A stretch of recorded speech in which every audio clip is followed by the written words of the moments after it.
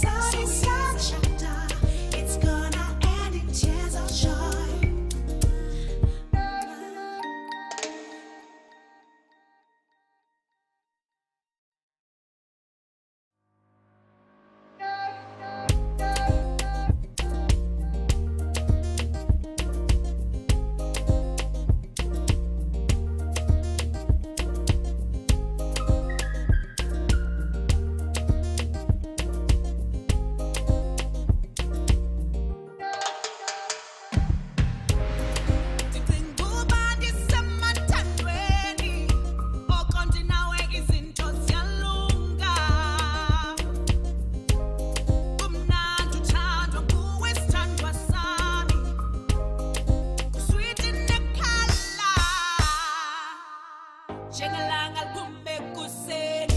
back and check, start the sweet. Sit back and back in. Switch it back and check, start the sweet. The taste of your lips on mine. Switch it back and check, start the sweet. Tender rock, baby. So easy, so easy.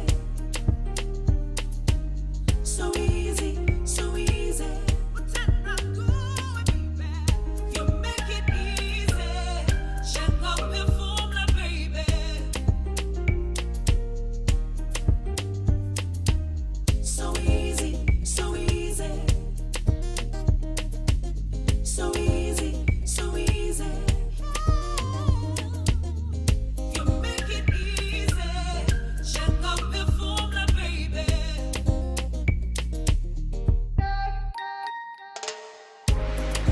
Then so you go back some ready. Sama when look the can it is your yappy.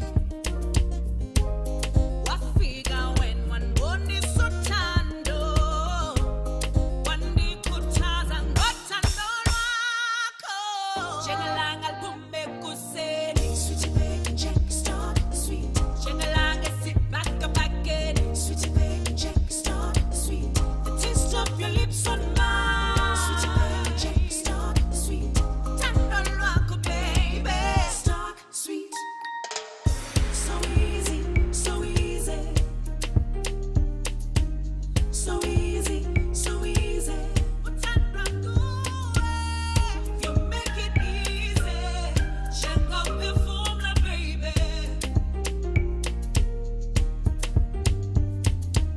So easy, so easy.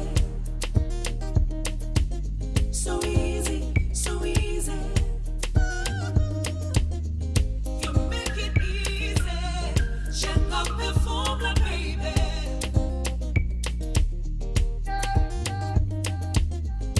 Untitled chapter, it's gonna end in tears of joy. My sweeties, my design. Untitled chapter, it's gonna end in tears of joy. Timbalami. So easy, chapter, it's gonna end in tears of joy. So easy, chapter, it's gonna end in tears of joy.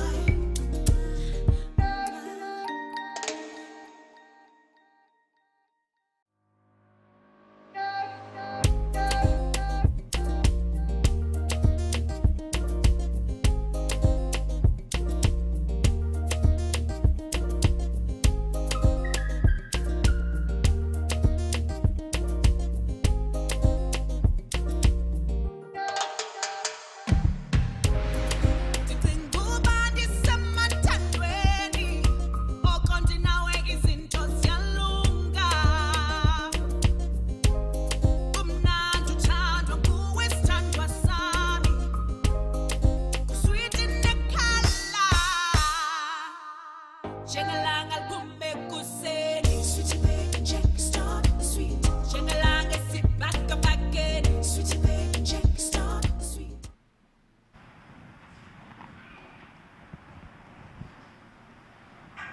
Good evening, ladies and gentlemen.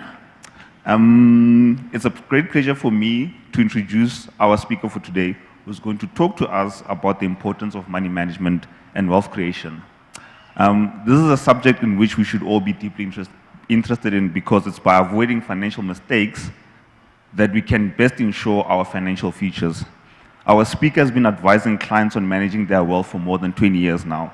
And for 10 years, he has ran his own business, managing more than 1 billion rand in assets. A true numbers nerd with a love for investing, economics, tax, and understanding how the world works. He is passionate about helping people and making a difference. Ladies and gentlemen, please join me in welcoming Craig Turton.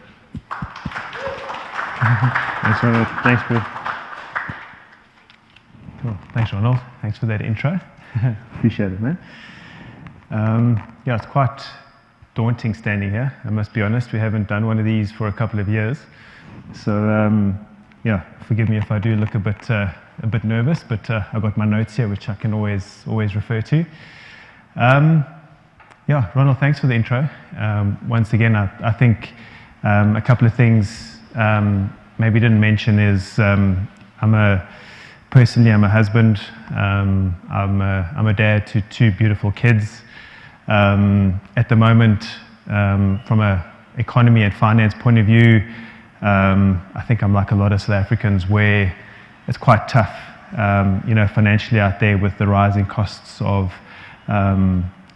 food prices, petrol prices, everything that's kind of going up. So when it comes to wealth creation and money management, I think it's quite a difficult conversation to have because things just in my life, and I've got two incomes, my wife works as well, I think it's quite difficult to make ends meet at the moment. So through my 20-odd years of advising clients, I've managed to pick up a couple of lessons and a couple of traits that successful investors and maybe some that are not so successful, who have made some mistakes, have made. And I'm just going to share some of those lessons that I've learned over this period of time. And we're not going to get too technical in terms of what products you should be investing in and what's a good investment, what's a good share, should you be local, should you be offshore. We're rather going to be touching on those traits that I've seen that hopefully you can incorporate in your lives to assist you in your wealth creation journey. We'd also like to keep it as interactive as possible. I'm not somebody who likes to speak all the time, so if there is a question, if we can have some engagement, Ronald has kindly offered 250 Rand easy equity vouchers to the audience who's engaged and who participates, which I think is pretty cool. If you do have a question, if you can just raise your hand, because we do need the mic. Ronald will pass it around, just because there's a recording going on, so we can hear your question as well. Cool. Is everyone here an easy equity investor? Is anyone who isn't? Okay, so the vouchers will go to good use. I was just wondering. All right, cool. Okay, so the first key word for me, or the first phrase, is consistency. And I think we can incorporate that word into a lot of things that we do in our lives, whether it be marriage, whether it be your job, whether you're a sportsman or a sportswoman. Doing the right things at the right times consistently you got more chance of being successful if you're doing that on a consistent basis. And investing is no different. I think if you're doing the right things over and over again over a longer period of time, the chances of you succeeding are a lot greater than somebody who's perhaps a little bit more volatile, or somebody who finds it difficult to make a decision. So I think consistency with your investment portfolio is quite key. And when we talk about consistency, I'm thinking like, if you've got a debit order that's running into your investments, keep that debit order going. Let it increase every year, by 10%. Don't deviate from that strategy if times get a little bit tough and costs are going up like they are doing at the moment. Rather try and cut back on other things and keep your investment in place, for the long term. I think we've also seen in the markets have been very volatile with what's going on around the world, with the war, with what's happening in America, whatever it is. And I think there's often a thought that goes through your mind, like maybe I should stop investing, maybe things aren't going right. But if we look back over history and over the long period of time, the world does go through these dips, and we just need to keep investing in those dips. And it's actually by investing in those dips when markets are down that you actually start getting the better reward. We find too many people who will invest when markets are at the peak and everyone's talking about investing, and that's when they go in, and then more often than not it goes down. So when investment markets are down, it is probably the better time to get into the markets. But if you've got that debit order going off, be consistent with that. And I like to separate the investors, or the people that I've seen successful with their money, I separate them into two categories. The one is the one who's been employed for a long period of time and they've reached retirement age. And the reason why they're successful is most of them were forced into saving. So they got their pension fund, they got their provident fund that they're contributing to, and they can't touch that money. So they're consistently every month putting that money into their pension fund, into their provident fund, and they can't touch it. Then if they do leave employment, they'll take that money and they'll move it into their new company fund, or they'll preserve it, and they'll always keep that money as a retirement fund. They won't take it out and use it, to buy a new car or put a deposit in a house or whatever it is. They'll keep that retirement asset a retirement asset no matter where it's going to sit. And there's also lots of tax implications when you do that as well. So by those people, by investing regularly and being forced, I think there's a lesson in that to say they weren't able to, that money never came into the bank account. They couldn't do anything with that money. They were forced to save it.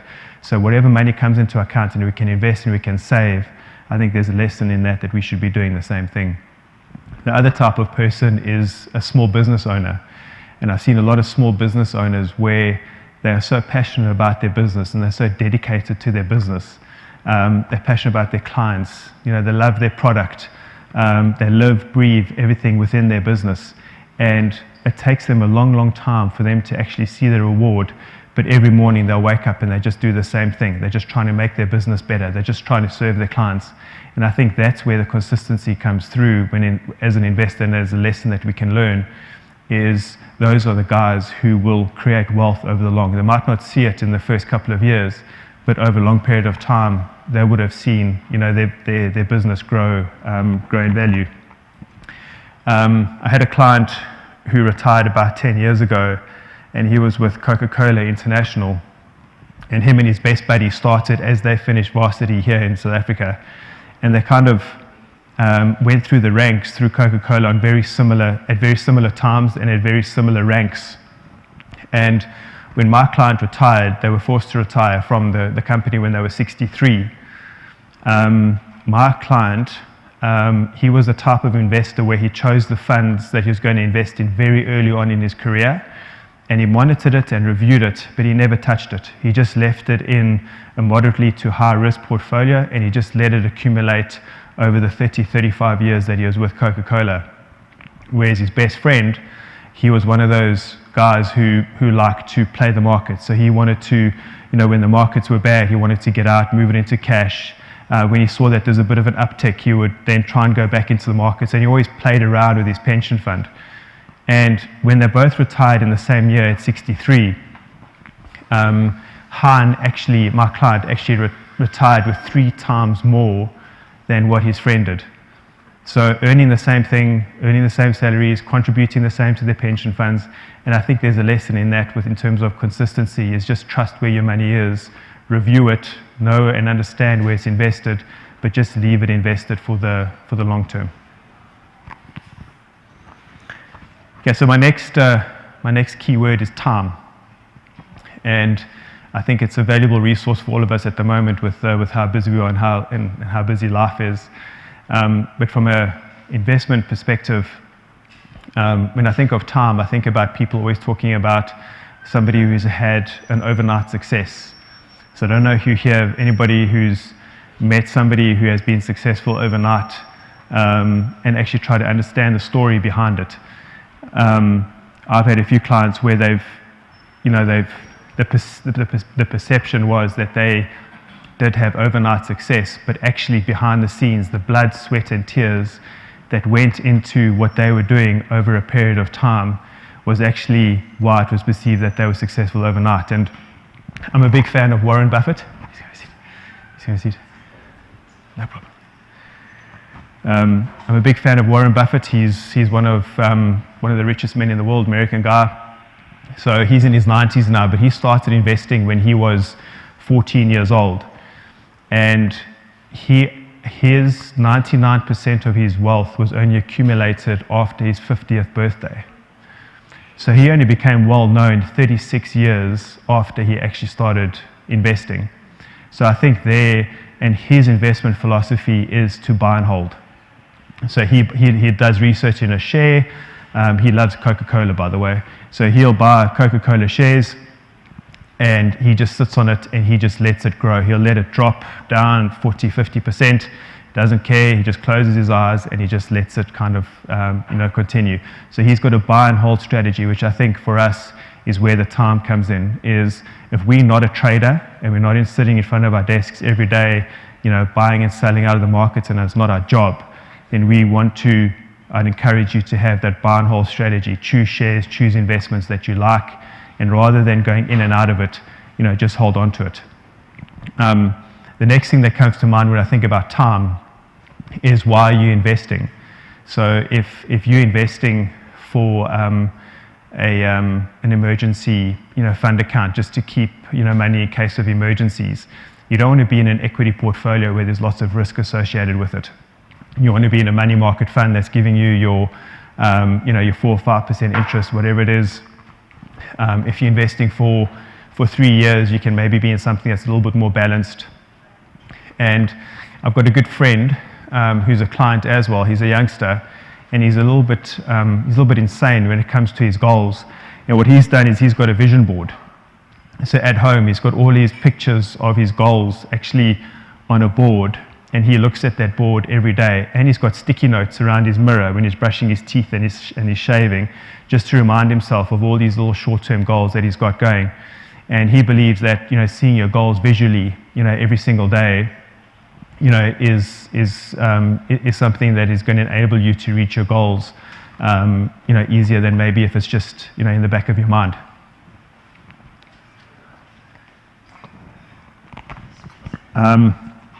Another interesting one was Amazon. They seemed to come about a couple of years ago. Excuse me. And Jeff Bezos, who's the CEO, he talks about it took him 14 years, to show his first profit in his business. And again, it goes to that overnight success. And again, when I think of time, I think about compound interest, the eighth wonder of the world, as it's known as. And there's a saying, those who understand compound interest earn it, those who don't pay it. And I think that's the difference between an investor and somebody who's in too much debt, because if you are in debt, then you're essentially just paying those investors to earn compound interest on their money. So, the compound effect, earning 10% on 100 Rand, and a few years later earning 10% on 1,000 Rand, it's not changing how much you're earning on your money, but you're just earning a greater percentage on the value. So compound interest is hugely valuable, and that's why it's so important to stay consistent and time in the market. Okay, so my next keyword is justification. So if we can all think about what our last purchase was when we went to the shops, can you justify that purchase? And people often talk about, separating needs and wants. So if you're standing in that shop and you're looking at that new pair of shoes or, that new car, ask yourself that question: do you need it, or do you want it? And generally, if it's something that you want, you could probably do away with it and rather put it into something that's going to increase in value over a period of time. And generally, cars aren't going to do that, shoes aren't going to do that. But there's a balance between rewarding yourself, having pleasure through lifestyle assets, and buying that nice pair of shoes, but generally rather separate those needs and those wants. From an investment point of view, can you justify your last investment decision? So what comes to mind is crypto. It's a big craze. For me personally, why did I invest in crypto? It's because everyone was talking about it. Everyone, made a quick buck, here and there. But if I had to sit back and justify actually why I went into crypto, where does it fit into my portfolio? Why did I go into it? So I can't really, justify whether it was a good decision or not. So whenever you make an investment decision, can you justify it, and is it warranted, in your portfolio? So I'm sure we're going to have a lot of questions around crypto a little bit later, so we can move on to that. From a business perspective, if you've got an accountant and you want to buy a new machine, for example, they'll ask for a cost justification. So what that means is they'll say to you, okay, well, this machine is going to cost 100,000 Rand. How long is it going to take to repay it? What is the maintenance cost on the machine? And when am I going to start seeing a profit on that machine?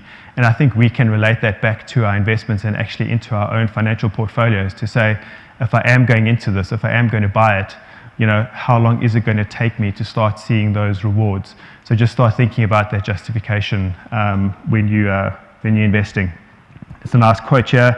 It's not what you earn that makes you wealthy, it's what you spend. So often we get caught up in, thinking about, geez, if I could just earn that extra 1,000 Rand or the extra 2,000 Rand, I'd just get by. And I think if we just had that mind shift to tell ourselves, okay, well, what comes in, comes in. We don't really have a say in that, but rather focus on what's going out. And I think when it comes to justification, I think, Ronald, I'm going to use you as my example here, but if Ronald drives a BMW and I drive a VW, he wears the latest clothes. I don't know what the latest clothes are. I try to find it. I can't remember. Barman, I don't remember what you said, man. But yeah, it's something, yeah. Anyway. Ronald earns 20% more than what I do. Who's wealthier? So I think... That'll be me. So I think most people would kind of go along those lines, So it's that perception, it's society. It's if you drive the nice car, if you wear the nice clothes, if you go to the fancy restaurants, you are wealthy, you are successful. And I think if we can change that around to say, well, I've been investing since my first paycheck. I've been putting 20% of my hard-earned money away into an investment. I'm 42 years old now. I've managed to accumulate, 2 million Rand, but I drive a VW. I wear Mr. Price. I eat at Spur. Who's wealthier?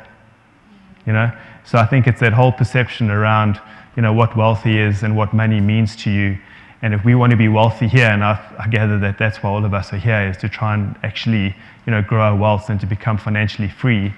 I think stop comparing ourselves to other people who look wealthy and rather just put our heads down and focus on what is right for us. Okay, so I'm going to pause here for a second, and hopefully I'm just going to ask some questions and get some answers from the audience, if that's okay.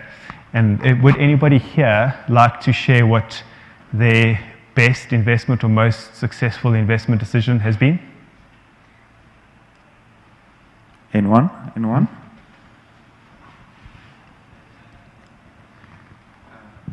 Mine has been education. Education? Yes. Investing in yourself? Yes, sir. Nothing better than that, agreed. Awesome. Anyone else? Mine has been getting started, taking the first step towards the future we're working towards. Brilliant, man. I love that. What's your name, sir? Lesedi. Lesedi. Yes. Great answer, man. Anyone else? Yes, ma'am.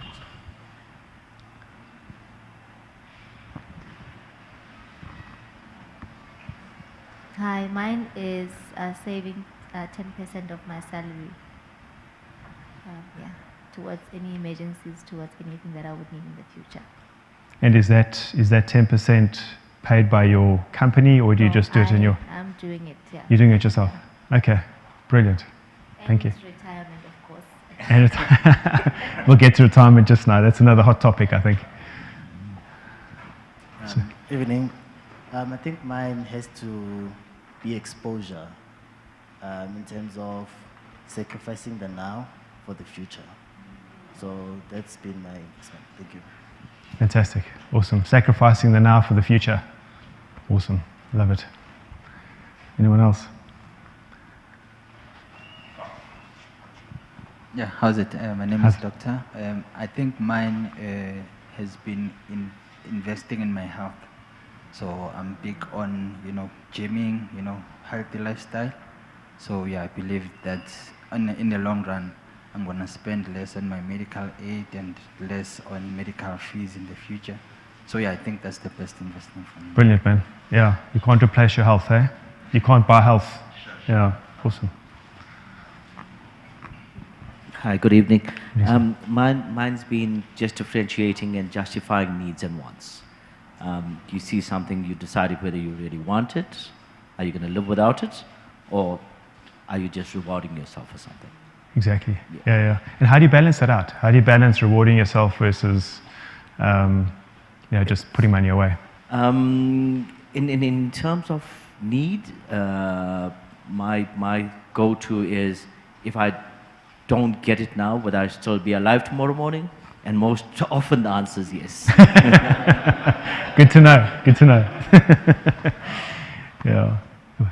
How's it been? I think mine was clearly defining my investment objectives or my future objectives.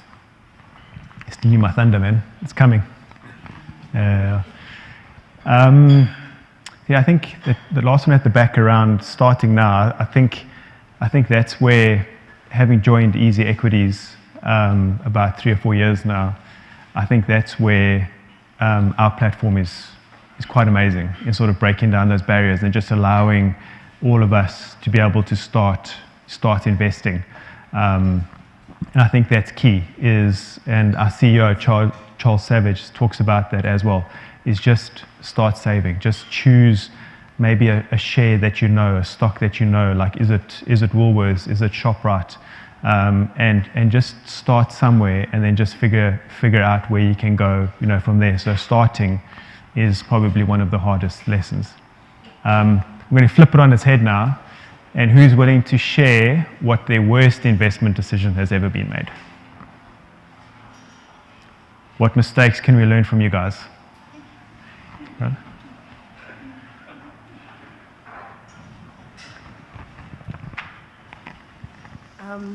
Not having clearly defined investment goals and it results in like pulling out when things get scary. When you see red, you just pull the money out because you're scared. Yeah. Okay, so that's what you said. It's fear, hey? Fear, anxiety. Yeah. For me, I'd say it's not starting at all, thinking that you have to wait to be rich or to have a certain amount of money in my account to start. Okay. And then Easy Equities came through and I was like, I can start with whatever. Exactly. Yeah. Fantastic.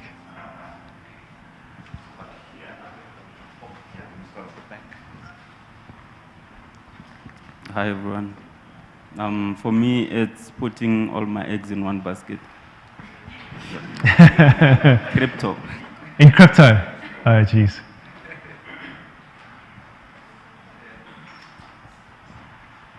For me, I would say it is not knowing what you invested in. Good one. Due diligence. Fantastic. Not knowing what you're investing in.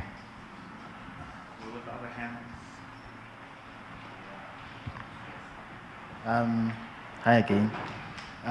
Mine has to be patience. Making decisions, as she has alluded, that it's mostly based on fear, but also, as the gentleman has said, not being able to do due diligence. So let's say everybody's hyping up about Bitcoin, don't understand what Bitcoin is, but you just want to invest, and because Bitcoin is going down, now you want to pull out. Yeah. So for me, it's been patience. Okay. And has Bitcoin been your worst investment you ever made, where it is now? No, it's not, not. So what's your strategy? Is it? For me, I'm comfortable with making my own brief information. By brief, I mean I read whatever articles I read. I try to understand where the share was before, how it's performing now, what's the reason for it to be where it is now, and so forth. The only share I regret with all my heart is the Sasol share. Oh, really? Yeah. Okay. That's the one that I regret with the most, because 2020 when it started, I bought it for like 23. It was 23 or 20 something rand, and then I had to move, unfortunately, and because I don't come from a wealthy family, I had to pay my own fees. Yeah. So the whole moving cost me a lot. Yeah. And then I had to sell the Sasol share at around, I think I sold it at not more than 100 rand, or really? They're still not performing as much. I think it was when they were still contemplating whether they want to sell the overseas. Yeah. That's when, and then I was like, okay. And then I sold. Okay. And then to this day, whenever I see that share, I just become depressed. And now it's on, what is it on now? Like Yeah, I don't even 360 look at rand. it. Yeah. I don't even look at it. Anyway, so you don't want to know, huh?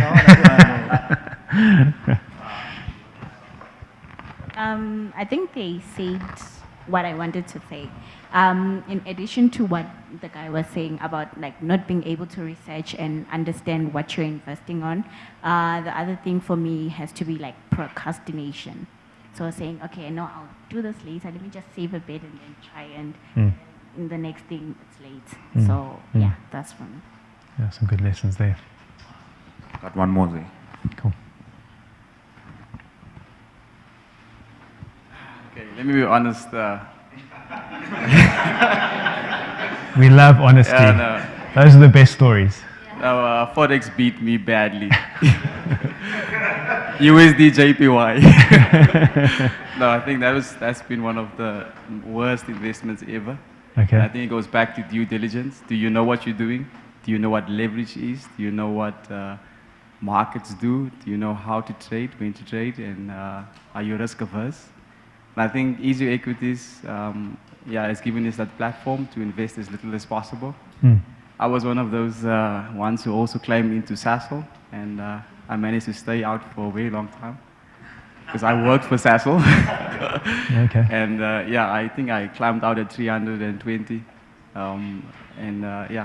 So I think Forex has been my worst experience, and greatly because we didn't know what it was. So you were trading currency? Is that? You can imagine that, yes. Yeah, okay. So I think that was my worst experience. Okay. Thanks, everyone. Yeah. Thanks, man. Oh, is there one more? There we go. Yeah. Only because of what you brought up, and I thought it was quite valid. I think and I say this quite loosely, I think for a younger generation, it's getting caught up in the hype and investing in what's trendy and following novice information instead of fact-based information. So from a personal point of view, definitely got caught up in the Forex sort of hype because it was popular at one stage. And then it quickly moved into cryptocurrency, and now it's NFTs. So the truth is you want to be involved in these things, you want to be a part of it, but you don't have a fact-based foundation to sort of make decisions on. So you end up being influenced rather by what you see instead of what you research yourself. And I think that's where like a lot of sort of youngsters are making mistakes because you want to do what's popular, not necessarily what's the best for you. And I've definitely sort of been swallowed up in that kind of bubble, you know what I mean? Because you feel like you're going to miss out on something if you don't jump on it. But the information that you sort of getting exposed to isn't fact-based, you know what I mean? It's more somebody's opinion than it is coming from an investment sort of space. Sure. Thank you very much. Yeah. Cool. Let me also just like pile on there, since we're already there. For me, like I think I'm still paying the price right now, it's bad. Trying to fund your lifestyle with debt, right? So also giving from an empty cup. So I mean, like I would take, for example, like I had a credit card and, you know, I would pour petrol, buy food, go out using the credit card, and then people will come like, oh, dude, I need help, can't pay rent, I don't have this, and then you go and you actually help people, and then, you know, you're stuck with that. Yeah, so that has been an absolute painful experience, and I never, ever want to experience that ever again. So, Ronald, if I can ask you, like, have you changed your ways? I mean, was it hard to get out of that debt? And I mean, now are you focusing on a different plan? It's painful. It's painful. Like, I mean, I took up that debt when I was like 20, 21, right? So I'm currently 32 now, and I'm like almost out of it. Okay. You know what I mean? And I mean, 90% of those people are not in my life anymore. Yeah. You know what I mean? So I didn't benefit a cent. You know, creditors are after you. They don't care that, you know, you helped, you know, patch someone's roof, you know, paid school fees, or, you know, you kind of like pop like some champagne or what. You know what I mean? So now every time when you see that clink, you know, chish, you know, that champagne. But yeah. So that has been a painful experience. Yeah, and I think the double whammy on top of that is while you were trying to get out of debt, you probably weren't able to invest and grow your wealth, right? Yeah, it was one of those tough decisions. I mean, where you like, cool, do you go and actually try, and especially when you've got a bit of like liquidity, like, do I go and invest, or do I actually try and get out of debt as quickly as possible? Yeah. So it was bittersweet to be able to get out of debt, but it was not good debt. You know what I mean? So like I could cool, I'm paying this, but this is not what I want to do. So having to switch and actually do those tough things first, that was a painful lesson. Yeah, I mean, there's not too many investments out there that are going to give you a 20, 25% return like a credit card or a personal loan is going to do, hey? So rather get rid of that, first, hey? Yeah. Cool. Well, thank you, guys. Yeah, those were some really cool stories. So I think my next keyword or key phrase was setting goals. And I think for me, setting goals goes along with a lot of what was said here around, what's good for you might not be good for somebody else, and vice versa. And when I was sitting with clients, my worst day to sit in a client meeting was a Monday, because the stories that I would hear of the weekend braai, where my cousin said that this is the next best thing and I need to invest here, and his advisor is better than you, and I need to shift all my money overseas and I'm going to do it. And you just kind of have to sit the client back and just say to them, like, where does that actually fit in where you are and your own personal goals? Like, we've built this roadmap of where you are right now. Is crypto the right thing to go into when you've got debt? Is crypto the right thing to go into when your retirement, sort of savings isn't, on track?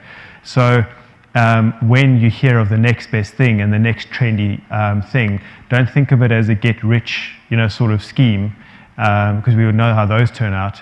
Rather think about where does that fit into my investment portfolio. And we're going to talk a little bit, we're going to talk just now around, it's been brought up here as well, is understanding what you're going into. And if you don't understand it, should you be investing in it? So we're going to touch on that in a bit as well. When it comes to goals, I've got another quote here that says, an investor without investment objectives is like a traveler without a destination. So I think that's pretty cool. So that's almost like saying if you're getting on a plane and you don't know where you're going, what's the point? So before you invest in something, understand where you're going, understand where you want to go, and if it fits into your portfolio, then go ahead and invest in it. Okay, so my next keyword then, again, it comes up, from what everybody has said here, is planning. And there's a quote here that says, most people don't plan to fail, they fail to plan. So we've all heard that, right? And I think that that couldn't be more true when it comes to your investments. And when I think of wealth creation, I think of somebody's financial portfolio, I don't just think about investments, I think about the holistic picture. So I was talking to a couple earlier and I asked them if they have, they've got a small kid, and I asked them, is your will in place? And I was like, no, we don't have a will. So there we had to talk about the implications of that. So wealth creation isn't just about making money, but it's also about protecting your money and making sure that if something does happen, you have, different measures in place to protect yourself, to protect, the loved ones that you leave behind. So I'm just going to plant that seed, that a big part of wealth creation is also making sure that you're protecting what you have built up at this point in time. Are there any runners in the room? Any guys who like to run? Anyone doing comrades?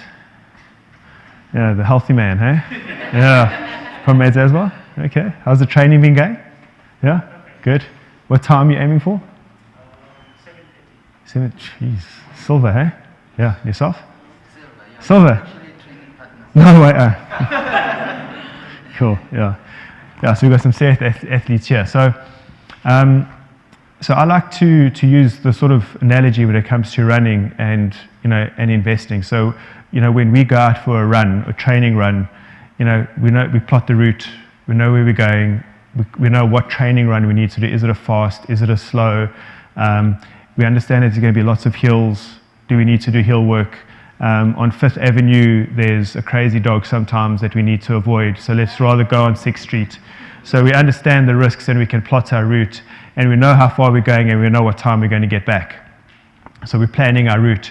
And then when it comes to the race, you know, we've done all this training and now we get to race day and we've done the training, you've got your nutrition, you've got the goal time that you're trying to achieve, and you understand that things aren't going to go perfectly during that race. If you're doing a marathon or if you're doing comrades, whatever it is, things are going to happen that aren't going to go according to plan, and you're going to have to adjust.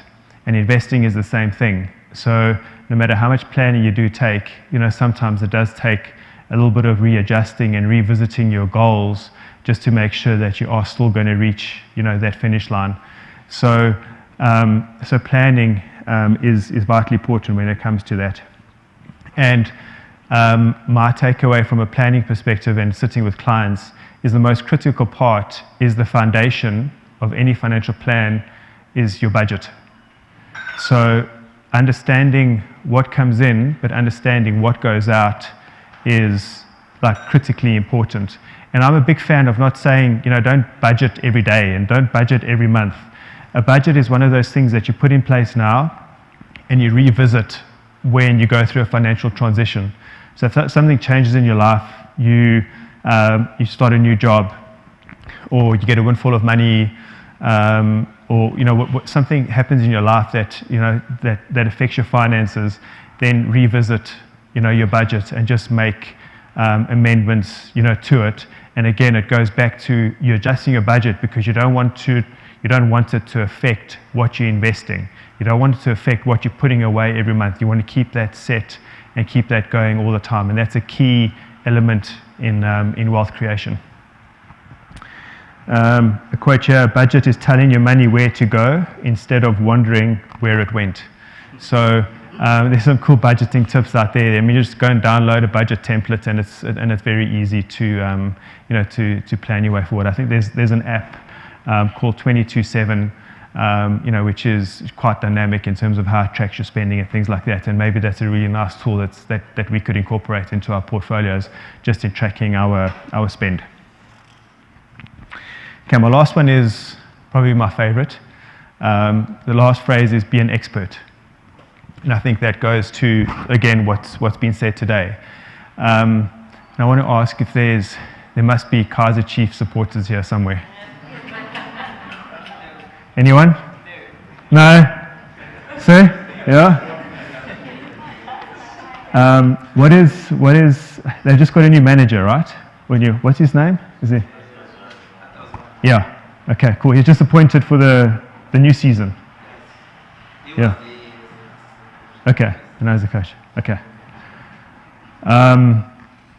Kaiser Chiefs as a team, what strategy do they follow? What is their game plan? Are they defensive? Are they attacking? I think they are attacking. They're more attacking. Everyone agree? Yes? No? No? Okay. Yeah. Tough one. Doesn't mean they're winning. No, exactly.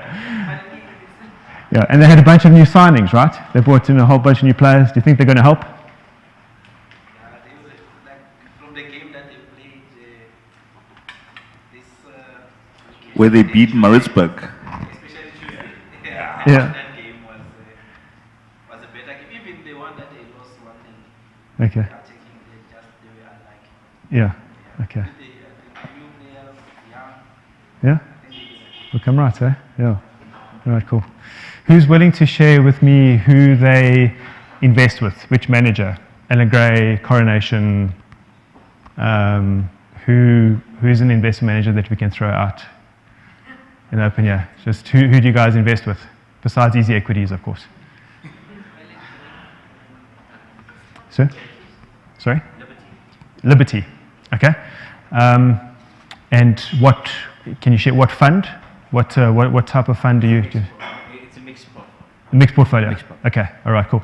And without sharing names of managers and stuff, who invests with a manager? Anyone else here? Any? Yeah. Okay. All right, cool. Okay, so there's quite a few here. And what I'm trying to get to here is, I think we as a society, we tend to put our heads in the sand when it comes to understanding our investments and where our money is sitting. So we're very good at knowing sporting events, Kaizer Chiefs, the Springboks, the Lions. We're very good at knowing, and talking about that around a bra.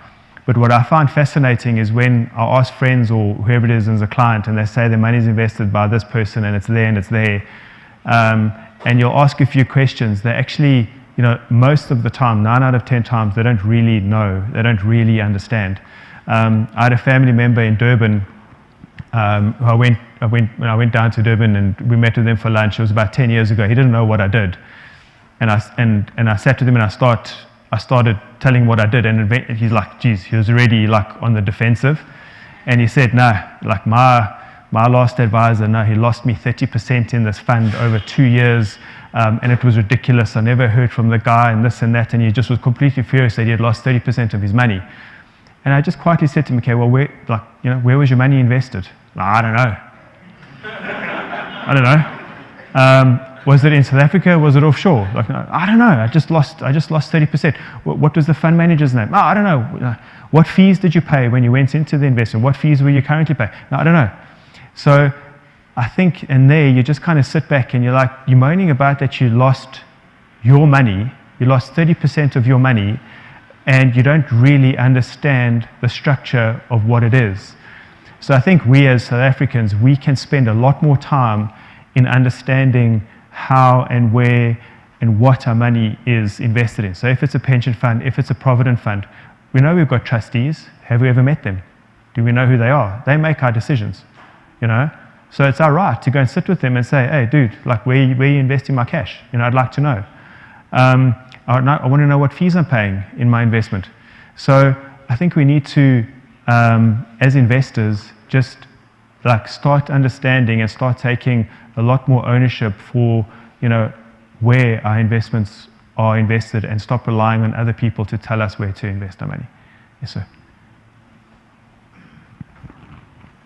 Thank you. Sorry for, I'm not sure if you are done or am I interjecting. Sure. But I remember when I was still in varsity, someone introduced me to the Cetric 40, right? Cetric 40? Yes, yes. Yeah. It's an easy concept. They invest in the top 40 on the JSE. It sounds simple, but as you say, the more you read the documents and I'm not an economist, and I'm not into the economy side of whatever. But someone will give you such a simple concept of the top 40, but the moment you start reading, you're like, what are they actually saying?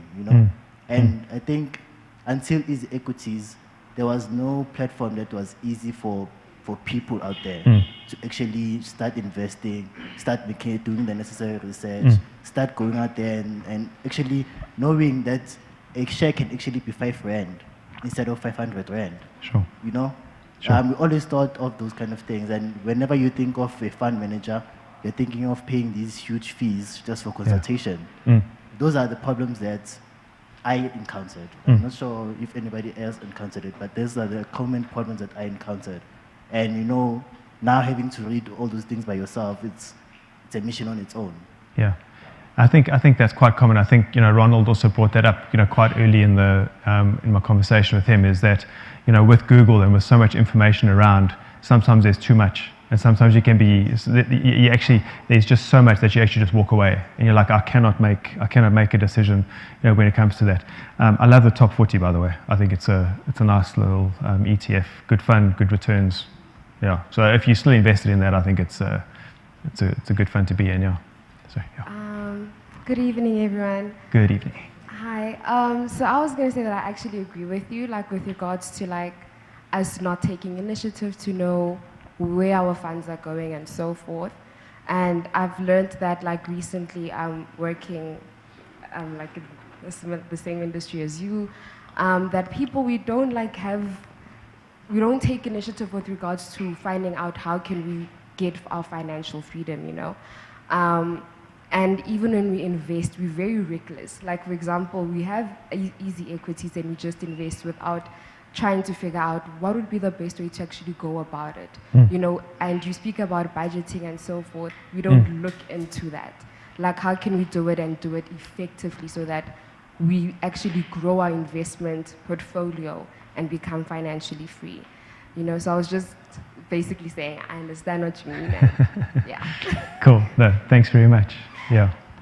Question here. Good day. Oh, good evening, right?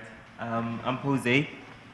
I'll speak a bit louder because I don't want it close to my mouth. But I like what that gentleman said regarding investing, because I was just sitting here asking myself, but where was easy equity 10 years ago, right? And I'm asking you this question because 10 years ago I knew that DSTV offered shares to the public. 10 years ago I knew MTN, the biggest telecom company in Africa, offered shares to its customers. And I'm thinking at that time, damn, it would have been great if I knew access to this so I could make money and wealth for myself at tender age that I was at the time. And so coming back to my point, where was easy equity or any platform that could allow people to invest in themselves instead of having to go to an institution and them putting our monies in offshore companies that we don't even know of based on limited information. So yeah, that's essentially what I wanted to ask. No, great point. So what's your name, sorry, sir? Oh, Jose Kiri. Jose, thank you very much. Yeah, I think 10 years ago, to be honest, Easy Echoes was probably in the sort of brainstorming stage, you know, within the Purple Group.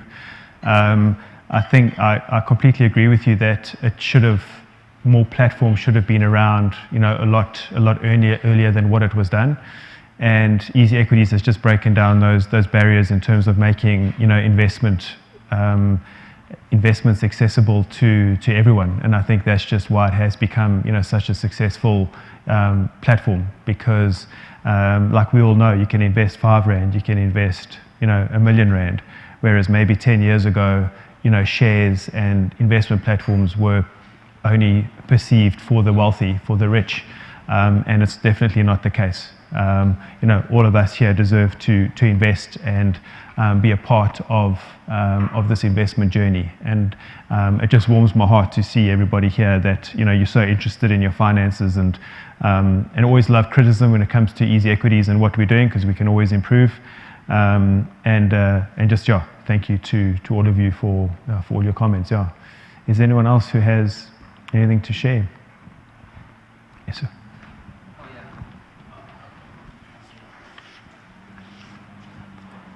Since everyone is talking about easy equities, so I happen to be on it as well, on the platform. So I remember there was a time where there was, I think one of the companies that I'm investing under was going through troubles. So I wanted just to cash out and move out. But then I found out that when you cash out, you have to sort of like sell everything under your portfolio. Or is there an option where you can just sell under a certain share? Let's say you have 7 companies that you have shares with.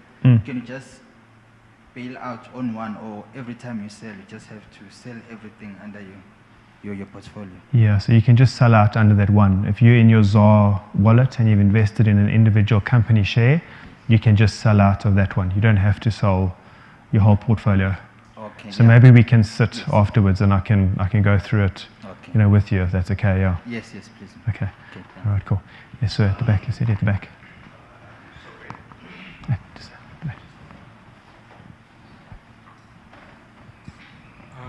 Personally, via Easy Equities, I would just say one thing I just really appreciate is that, you know, as I learned or started learning to invest at a younger age, a lot of platforms had a lot of age limits.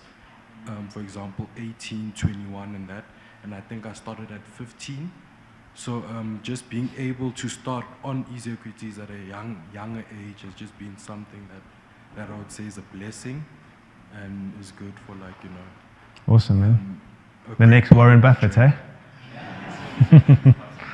Yeah, exactly. Cool. My question is, so as you spoke about like your brother or relative down in Durban, from Easy Equities and how do we as the clients access the financial advisors at Easy Equities so we can make like more conscious decisions? So it is something that's in the pipeline for down the line. I think we still see ourselves as a DIY platform. We pride ourselves on all the education content that we've got on there in terms of the videos and the blogs and things like that to help our investors make decisions. I think the way that we've costed the platform makes it very difficult to offer those sort of services. We really wanted to keep it nice, low cost and accessible to everyone. But perhaps down the line, having an advisory type service is something that we would look at. We've got managed products on the portfolio, so on the platform, so we've got bundles and we've got unit trusts and we've got all those managed solutions on there. So if you are somebody who would rather leave it up to a manager to look after your money rather than DIY style, we do have those other products that are on the platform as well. Yeah. So hopefully soon. Yeah. Yes, sir.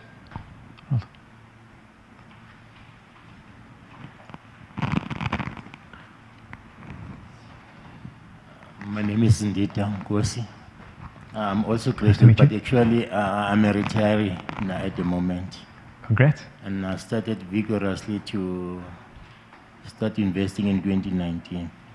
So I also have the same question that if Easy Equity was there earlier than that, to instill some of the disciplines that we've learned while we're learning about this money, because this is the outcry that we actually been having, that even in schools, they don't teach about finance, how to handle your money. So when we started learning about these things, about the cost of doing a trade, it was quite tremendous for me. And okay, I'm not having too much money because I won't have any goals now to say I'm saving for my retirement, but I'm already retired. I've already retired. At the same time, I'm putting that money away and trying to top up my tax-free savings. So I'm making sure that using your word earlier on consistently and not timing the market, but timing the market. I've seen some stride. So I'm just asking myself, if ever I had this knowledge earlier on, how much it could have saved me. But unfortunately, I'm still not a guru when it comes up. I see people that are talking about research, but sometimes you have to ask yourself, what are you researching? Can you actually read a statement of the company and see whether they're making a profit, whether this is a good company?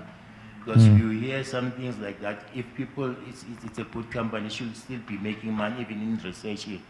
How am I going to see those pointers and all those dangers? I'm not good in reading these things, so it becomes a problem. So you actually usually follow up on other people when they talk about this a product and say, hey, at least let me go and buy this one. So, but I'm strong on ETF because I know I don't have to make that much choice. Nice. Yeah, Most yeah, of yeah. those things Yeah. are already there. So, Yeah. but it has helped me a lot. It's a good journey. Okay. And I've learned quite a lot of things because they say, if ever you want to invest, have an emergency fund whereby you don't have to touch on the investment.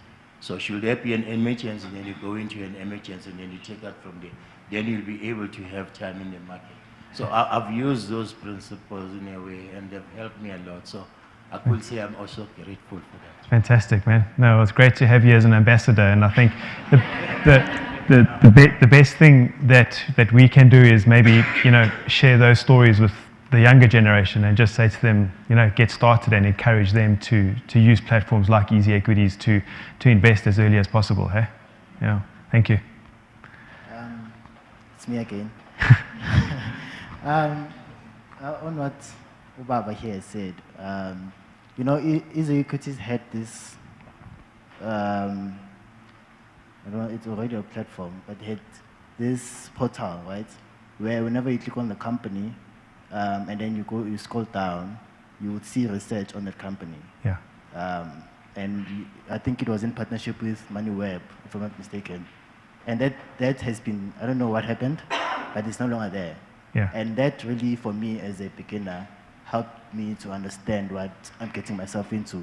Okay. Because I would click on a company, read on the company, read the reports, articles, different opinions, and make my own decisions from there. Okay. I think if easy equities can come back with such a concept, it will really assist those who are beginners and those who are really And specifically trying. with shares, eh? Yes. Okay. Yes. All right, cool. Good feedback. Thank you. Cool. So I'm done with everything that I had to say. So thank you to all of you for all the involvement. But I mean, we can just carry on. I mean, this is like a nice Q&A, feedback, kind of session. So is there anyone else who has anything else to say? Yeah.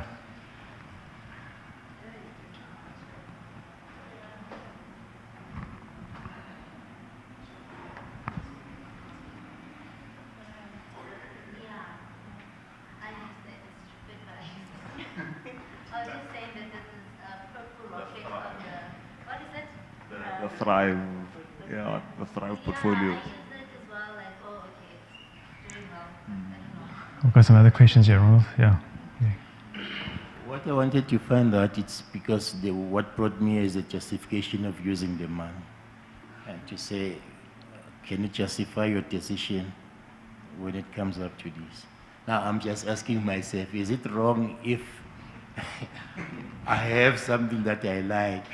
Okay, I've put in all the other money aside, but there's no reason for me to buying this thing, but it's just that I love it.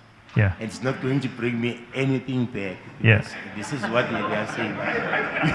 When you invest it, you must actually look into it. How much is it going to bring back? Yeah. Is it wrong? But you know that you've already catered for this gift that you want to pepper yourself with. Yeah. Even though it's not going to pay you back, but you do want it.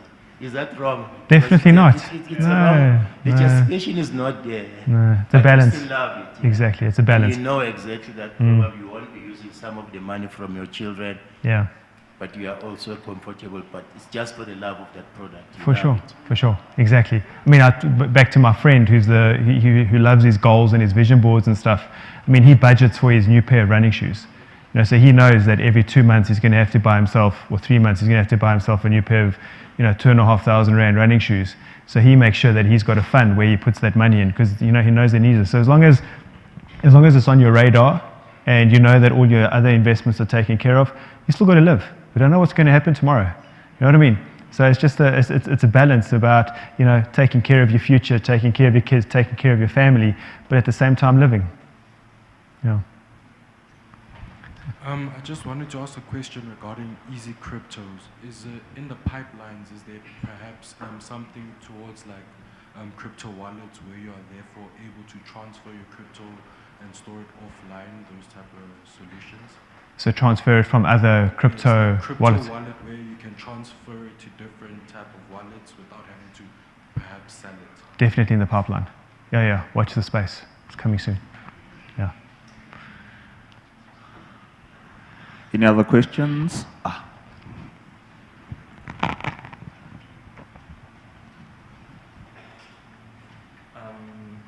It's me again. I'm more inclined to know about KPIs of investing, right? And this came to my mind because of a woman named Nicolette Mashile, who said you basically need to know and keep tab of your indicators on why you're investing on a certain thing. And I truly agree with that because, as you said, it goes back to monitoring what are you investing. Mm. Are they meeting your requirements? And if not, sell. They are, keep on buying. Mm. And then also with regards to the gentleman over there who mentioned, do I keep on buying on something I love? I remember vividly watching Warren Buffett's movie where as he leaves his house, he's about to go buy a quarter-pounder chicken from McDonald's burger. And he says, well, today it's costing $2. I know it's gonna eat into my budget, but I enjoy it, so I'm gonna buy it today. Another point was where because he started investing into companies, he mentioned there was a sweet company in his hometown that manufactured sweets, but they were going down. And he mentioned he rather keep this business alive, even if it's not making any money, based on the fact that it produces sweets that the county or region may love, as well as him. So adding to that point, yeah, it depends on how much you love it. So yeah, going back to my point about KPIs, please enlighten. Thanks very much. Yeah, great point. Okay, one last one from me. In terms of investing on your tax-free savings account via easy equities, how easy is it firstly maybe to open a new one? Does it require like your documents or filling out papers?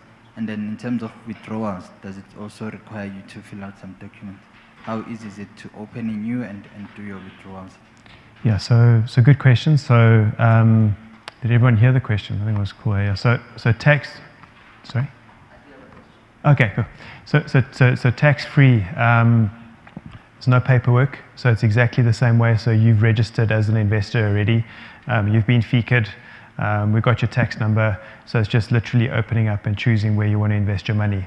The one thing you need to be careful of is just your contributions. So just make sure you haven't doubled up on your contributions in other tax-free savings accounts. So you're allowed the 36,000 Rand a year. And in terms of withdrawals, you can withdraw at any time. So I'd say it's not the purpose of a tax-free savings account. So don't use your tax-free savings account as something where you could potentially withdraw from, because the tax benefit only kicks in after 15 years of being invested in there. So see your tax-free savings account as a real long-term retirement sort of strategy, rather than saving tax in the short term, because the savings on tax on those amounts of money in the short term just don't warrant it. So rather have money sitting outside in a bank account that if you did need to withdraw something, you use that pocket of money rather than your tax-free savings account. You can also transfer, if you've got a tax-free savings account at a bank, you can actually transfer it from the tax-free structure into your easy equity tax-free savings without withdrawing it. You mustn't withdraw it. It goes as a special transfer from one tax-free savings account into another one. So on tax-frees, because it's a long-term type strategy, if you do have one at a bank, just be aware there. They often resort to or default to like a cash type strategy where you'll be in a money market fund or whatever it is. But a tax-free savings account should be invested in something with more growth, with something that's a little bit more equity, more property, maybe a little bit more offshore in there in your tax-free. So visit your tax-free account and make sure that it's invested more for like long-term growth rather than a money market account or whatever it is. Yeah. Cool. Just a question. I would like to find out the amount you guys charge or the percentage that you guys take from like an investment. Is it when you withdraw or when you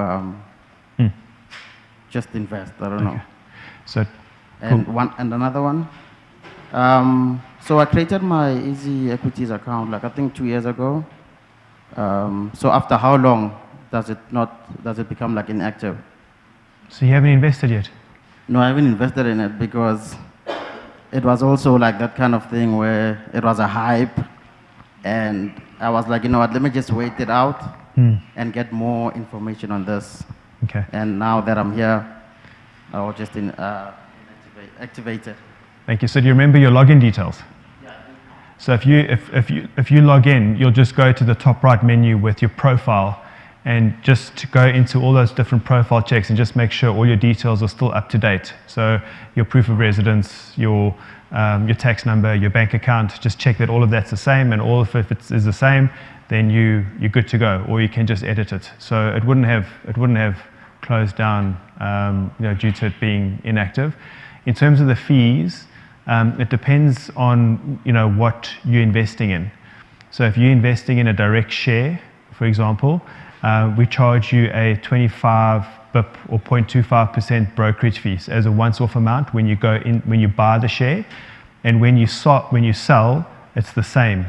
So where easy equities is valuable is, again, that buy and hold strategy. You don't want to see easy equities as something that you're trading on, because then you're just paying those costs every time you're buying and selling. So you buy and you hold, and it's an investment platform. It's not a trading platform. Then if you went into a managed product, so if you went into a bundle or a unit trust or an ETF, those funds have their own annual TER or set cost, and that can vary from 0.4% up to, some of these unit trusts are around 2%, just depending on the structure and the complexity of it. So again, it just goes back to being that expert, understand which one you're going to go into and the difference in fees between them. And the Easy Equity Education Portal, kind of breaks that down quite nicely.